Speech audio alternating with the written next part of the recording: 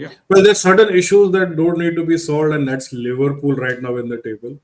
One goal conceded in 5 games, flying, flew this weekend 3-0.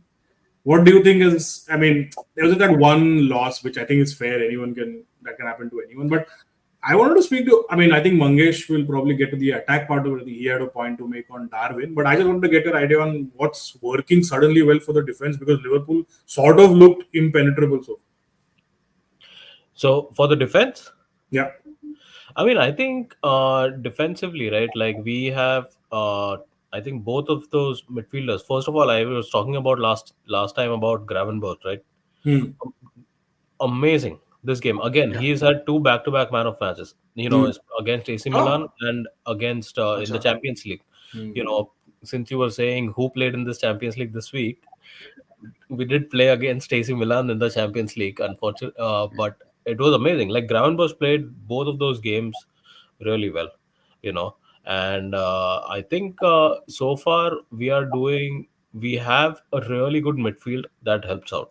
Defensively we have a really good midfield who are helping out both of the wing backs at the moment, which is how we've always played. We've always had two midfielders who've always been helping out defensively. And McAllister is an outstanding footballer. I personally think he is an outstanding footballer. He does a really good job of cleaning up alongside, Gravenberg. Both of them are really good. And I'm telling you, I always thought that Konate is very, very underrated. He doesn't get a lot of, you don't hear his name a lot, in the media or anywhere. But he is one of the best centre backs we've had, definitely. I think right now, okay, we are in a good place, in a good spot at the moment. And I think one of the things that's working very well for us is we play well against teams who want to play against us. So if what Arsenal did today to City in the second half, right, is literally what Nottingham Forest did to us, Hmm. and we couldn't do it. We couldn't break them down. A low block so far, right? A low block. Any team that comes and sits and parks the bus and plays on counter attack, right? Basically, what Nottingham did, and that's how they scored in the second half. But any team that sits, so far it looks like that might be a problem, but we'll see what happens, because even against Bournemouth or against AC Milan, of course they were never going to sit back, right, and defend.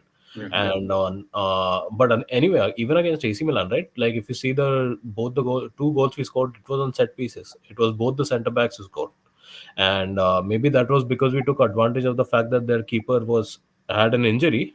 And so the keeper was injured, but he continued playing on because they had two youngsters on the bench who had no senior playing experience. So he decided to stay on, and I think maybe we punished that, maybe we took advantage of that. And but yeah, I mean, so far it looks like we are doing good. Let's see how long it goes. So Darwin Nunez scored after a long time, right? Oh, What exactly is his issue? Because at times he looks very very sharp, and the other times I mean, he's Rooney had that when Rooney was in form. He looked like he played like an invincible. He looked invincible, but when he was bad, he was just terrible. Is that the yeah. case with Darwin Nunez? Oh yeah, he's a confidence player. I genuinely think he's a confidence player. But one of the great things about Nunez is that he's always, I don't know how, but he's always in the middle of. He gets a lot of chances.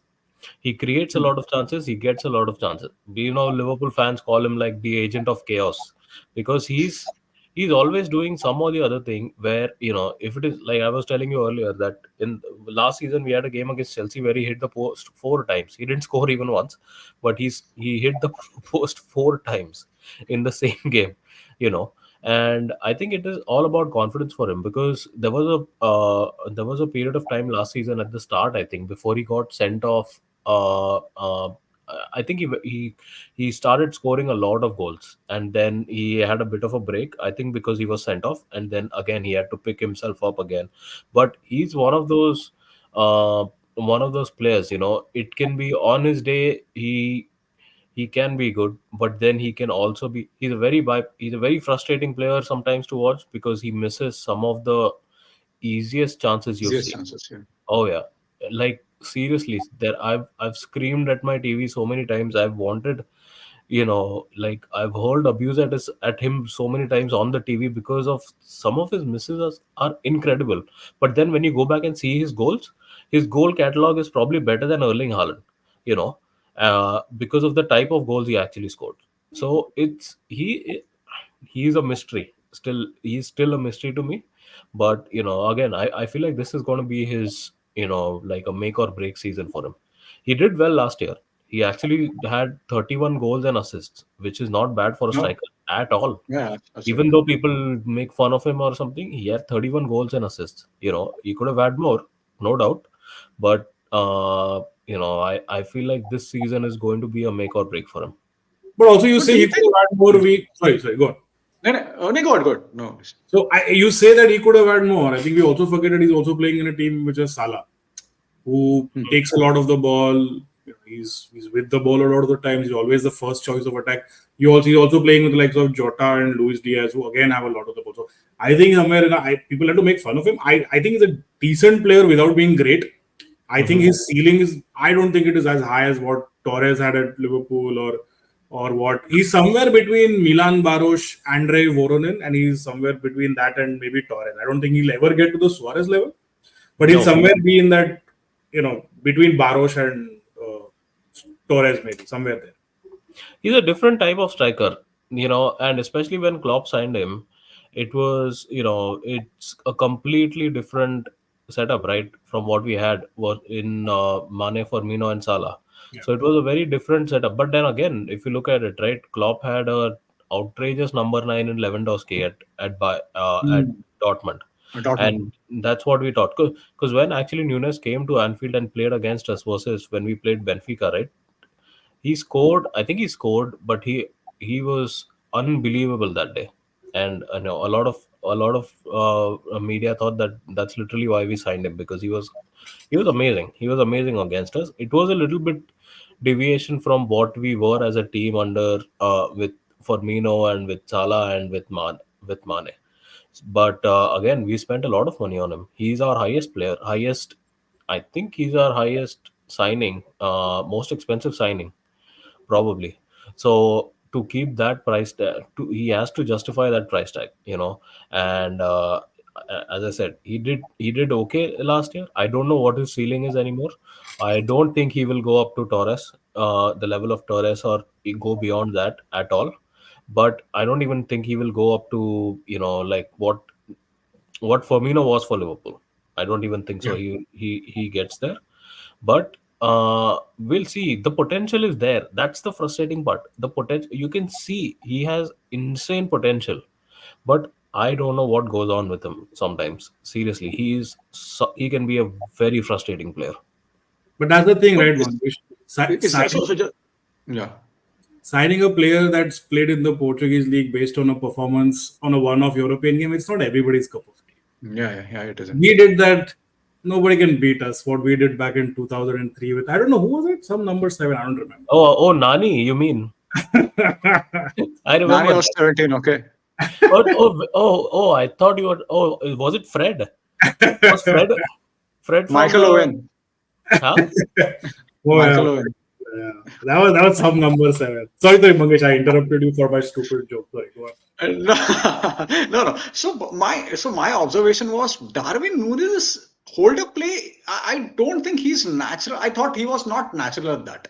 So maybe if he plays with a number 10 behind him, he might be a better player. This was just my assessment. Does that make sense?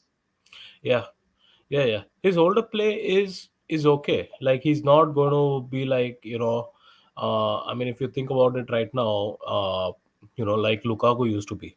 You could absolutely not get the ball off him. And I'm talking about Everton Lukaku, by the way. He's Okay, no not. no PTSD inducing players. No, I I'm think talking about. PTSD to a lot of teams at a time. No. You can take the ball off him, but at the same time, right? He's also very quick. That's one thing Hmm. about him, is that he can some of his link up play with Salah. Like if you saw his goal that day, the link up play was Hmm. amazing, and that's what he's But that goal capable of. was excellent. Goal was Oh yeah, Excellent, excellent. absolutely. I thought he was really good. I thought he oh was yeah, really. that's what he's capable of. Because last season also, Salah and Nunez, they had a decent partnership. They were doing well. They had a decent partnership going, and I think that's what he needs to keep doing more. you know, is be able to all of these, these quick one twos, and be able to create space and be able to play with other players like Salah, right, all the time, and create a good partnership. He can be a very very good player. I mean, he already has been last year, but I think he needs to continue doing that what he just did in the last game. Mm, yeah.